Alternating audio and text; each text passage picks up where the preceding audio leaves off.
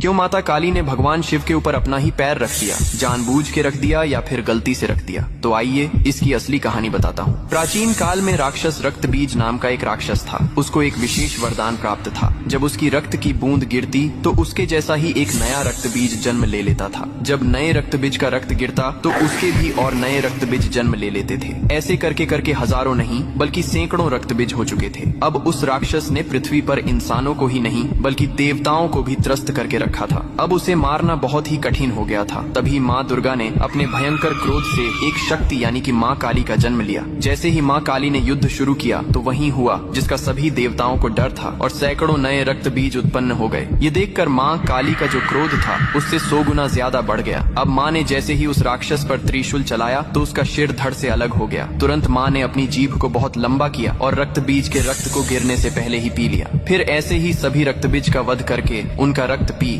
कर उनका क्रोध अब 100 गुना से 200 गुना बढ़ गया था। धरती कांपने लगी थी, समुद्र मथने लगे थे, देवता भयभीत होकर इधर उधर भागने लगे थे। तब देवताओं ने भगवान शिव से प्रार्थना की, हे महादेव, आप ही माता काली के संताप को शांत कर सकते हैं। शिव ने देवताओं की पुकार सुनी और माँ काली के सामने युद्ध भूमि में पहुंच गए। लेकिन माँ अपने तांडव में इतनी लीन थीं कि उन्होंने शिव को भी नहीं देखा। तभी भगवान शिव ने स्वयं माता के चरणों में लेट गए। जैसे ही माँ काली का पैर अनजाने में शिव के सीने पर पड़ा, तुरंत उनका क्रोध शांत हो गया। उन्होंने नीचे देखा तो अपने प्रिय पति शिव थे। यह देखकर उनकी जीभ शर्मिंदगी से बाहर निकल आई। इसके बाद शिव ने मुस्कुराते हुए कहा, हे माँ, तुम्हारा यह रूप सृष्टि के संतुलन के लिए था, लेकिन यह रूप अब धरती पर बहुत धाम धूम से पूजा जाएगा। यही कारण है कि तस्वीर में और मूर्तियों में माँ काली को शिवजी पर खड़े हुए दिखाया जाता है, जो बहुत ही शुभ